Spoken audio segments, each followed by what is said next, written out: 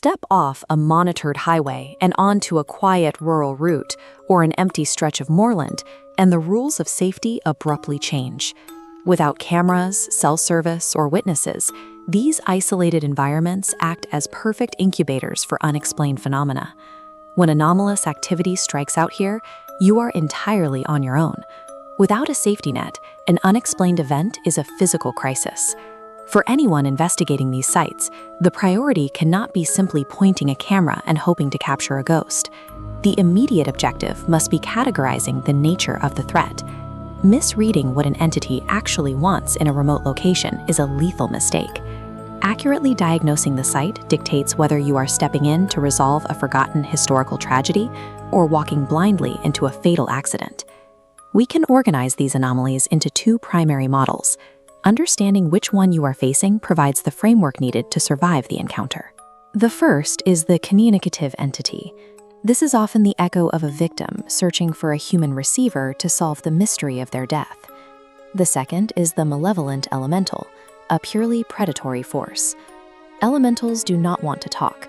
They are localized hazards that use the physical environment, like a treacherous mountain road, to inflict harm without provocation. The overlap between these two is the geographic hotspot itself. Driving into one of these hotspots without knowing which profile applies is a massive tactical failure. Applying a communication-based strategy to a predatory environment will immediately turn a research trip into a desperate fight for survival. We can examine the first profile through the Marlies-Spanicki model. Communicative entities operate by establishing a severe parasitic emotional link with a human proxy. In January 1976, a 19-year-old woman named Mary Elizabeth Spanicki vanished from Chico, California after an argument. Her body was never found, leaving a physical void that the phenomenon attempted to fill decades later by connecting with a new tenant in her former apartment. Rather than attacking, the entity utilized the tenant's dreams to push targeted, actionable data points. The proxy received specific numbers, 35.76, and a route, A17. These markers apply directly to the physical landscape. The route and distance match an area where a kidnapper's wife confessed to burying a body, giving law enforcement a specific zone to search. Engaging with this type of phenomenon extracts a massive psychological toll. The proxy endures relentless sleep disruption and mounting anxiety, primarily because the entity attaches to the investigator rather than the physical location. There is a documented historical precedent for this specific investigative framework achieving real-world results. In 1897, a young woman named Zona Heaster Shue died in West Virginia under suspicious circumstances.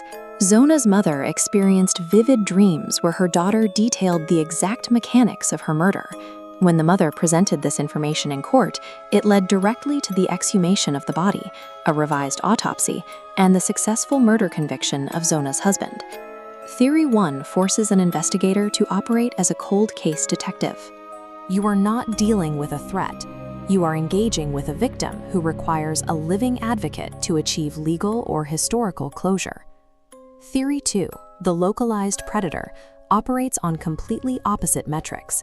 These entities require zero emotional engagement and need no prior connection to a victim to initiate a physical attack. The prime incubator for this model is found in places like Dartmoor. The desolate, barren geography of the English moorlands creates an inherently hostile zone where isolation is absolute. The phenomenon recorded here, known locally as the hairy hands, does not send dreams or narrative markers. Its modus operandi relies entirely on blunt, unprovoked physical manipulation of moving vehicles. Unseen forces physically materialize to seize steering wheels and handlebars. Starting with a fatal crash in 1921, drivers consistently report large, muscular hands covering their own and forcing their vehicles off the road. If you attempt to use the communicative model here, pausing to document or ask questions, you forfeit critical reaction time. Attempting a dialogue with an elemental while driving on a treacherous road is a fatal error. But there is a secondary hazard that investigators must filter out: the devastating misidentification of severe physiological or psychological distress as a demonic haunting. In 2016, 26-year-old Kennedy Effa began experiencing sleeplessness and violent agitation. Believing he was possessed, his family applied spiritual interventions, restraining him and praying for days, instead of seeking medical help, resulting in his death from dehydration and cardiac arrest. Whether you are facing a geographical predator forcing you off a moorland road or misdiagnosing a medical emergency in a private home, applying ghost hunting communication tactics to a physical crisis guarantees a catastrophic outcome. Treating all isolated anomalies as a single monolith is exactly why amateur investigators fail. You cannot approach every dark road or haunted apartment with the exact same equipment and mindset. This chart provides the analytical tool required to evaluate these sites. By mapping the entity type on the x-axis against the risk level on the y-axis, we can define strict tactical protocols.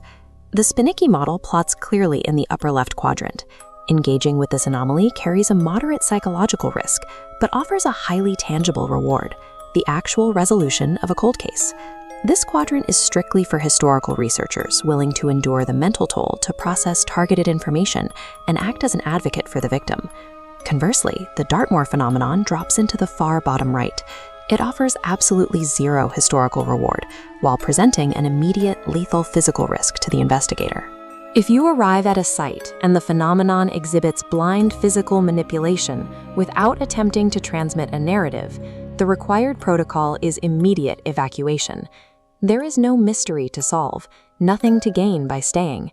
You must know exactly when to abandon an investigation and prioritize your physical survival. Do not let the allure of capturing the paranormal blind you to the mechanics of the threat standing in front of you. In the wild, correctly categorizing a haunting is the ultimate survival protocol.